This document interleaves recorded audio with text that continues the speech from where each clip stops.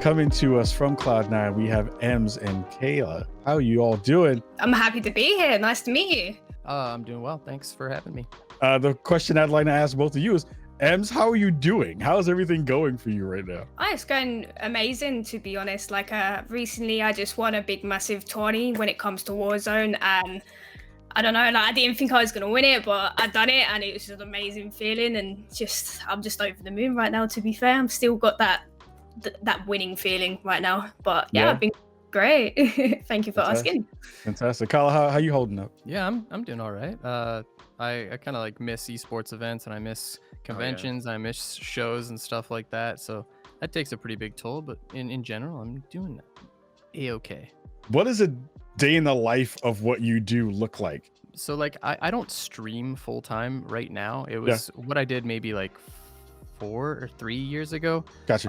But so I've kind of diversified from there, and I make music, and I work at Cloud9, and like I do a bunch of different things, but that's kind of what makes it difficult, because you're trying to juggle yourself between so many initiatives. And like as a creator of any kind, whether it's a streamer, a musician, or anything like that, you're always like pushing yourself to try to create bigger, better, more fantastic things. Yeah, so like, I mean, the day in the life of somebody that's trying to do that is just probably a little bit of overanalysis, probably a little bit of anxiety, probably a little bit of self-doubt, and then you push yourself through it and you just keep creating.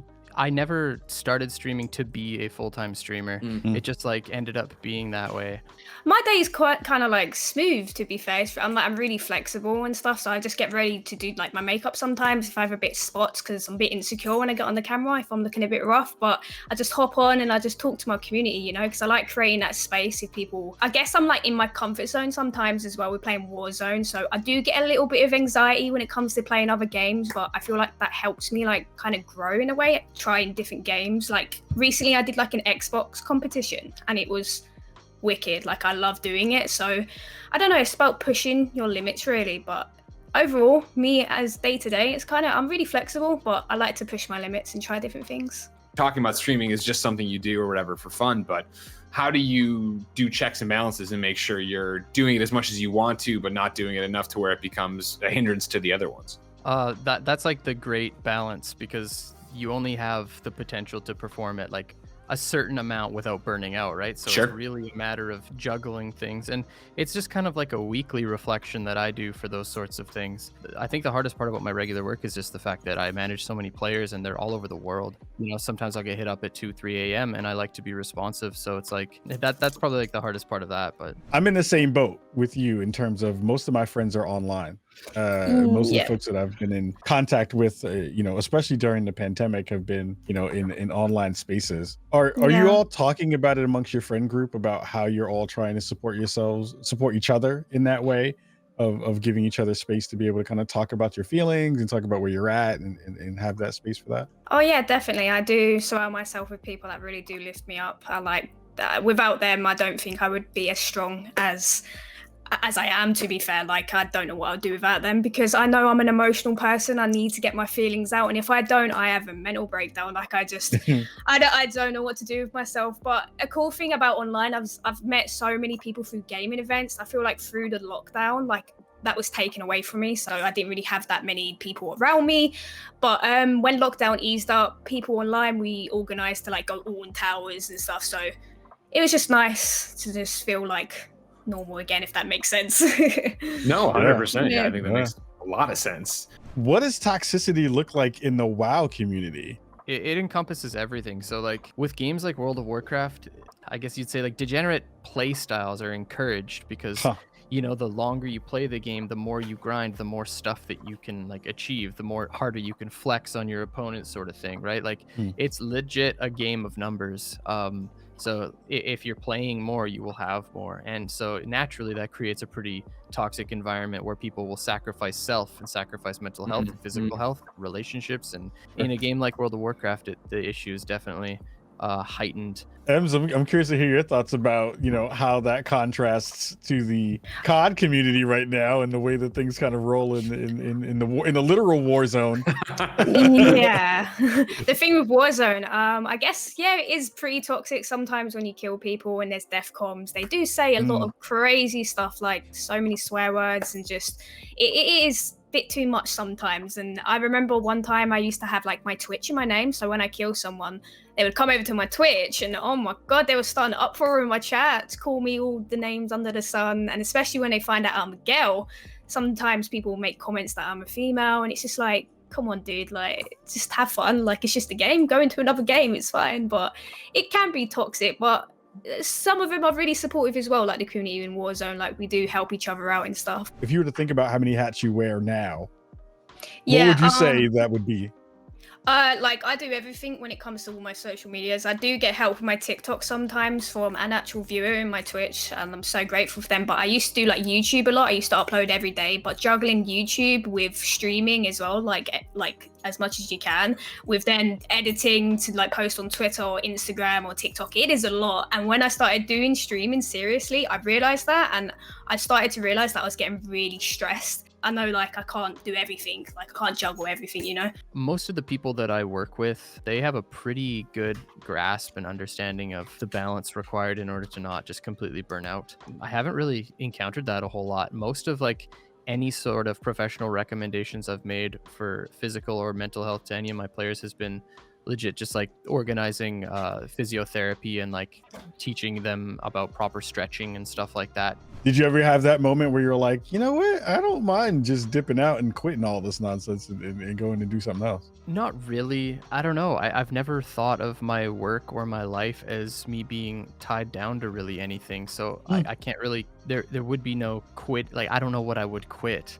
Yeah. It's just part of who I am. The reason why I got into what I'm doing right now is just because instead of listening to what my parents told me to do with my life, I instead just did what I wanted to do with my life. And then money sort of came, and like self-sufficiency sort of came. So if I were to quit everything that I was doing right now, I would just be quitting myself, and I'm not interested in doing that. You might have had a thought here or there, but like, maybe this isn't worth it.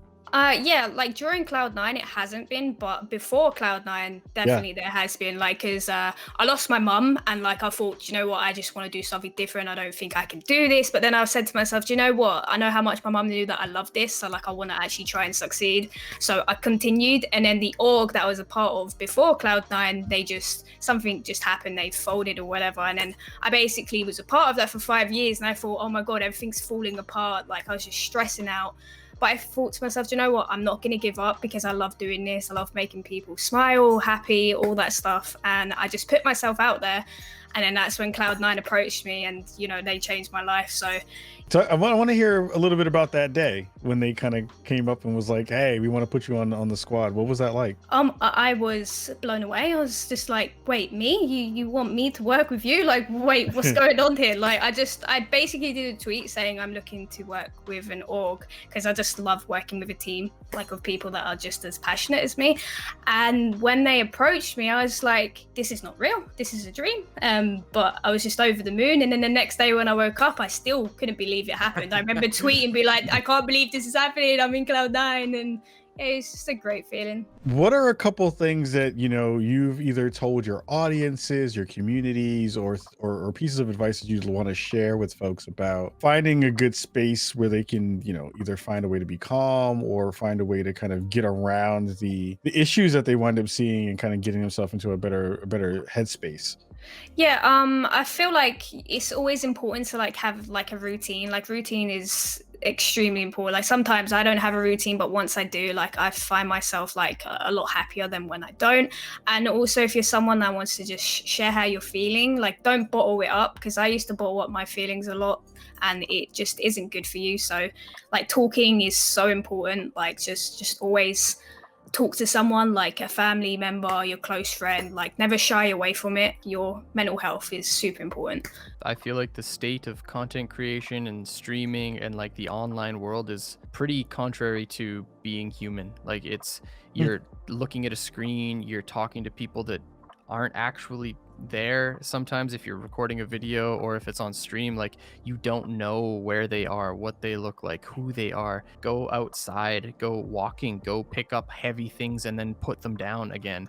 Like go for a run, go cook yourself some food, go outside for half an hour a day, walk and think about yourself, think about your life, think about everything about yourself that you want to change. The world is going into a place where it's all about the internet and it's all about content creation, and I think that we need to make sure that we're not leaving those parts of being human behind. Again, EmZ and Kyla, thank you so much for being here with us this week. You have been brilliant and amazing. Go check them out. Go follow their work because they do dope stuff in the world. And again, we'll see you very soon. 2 weeks from now, more Presence of Mind. See you later. Bye. Thank you.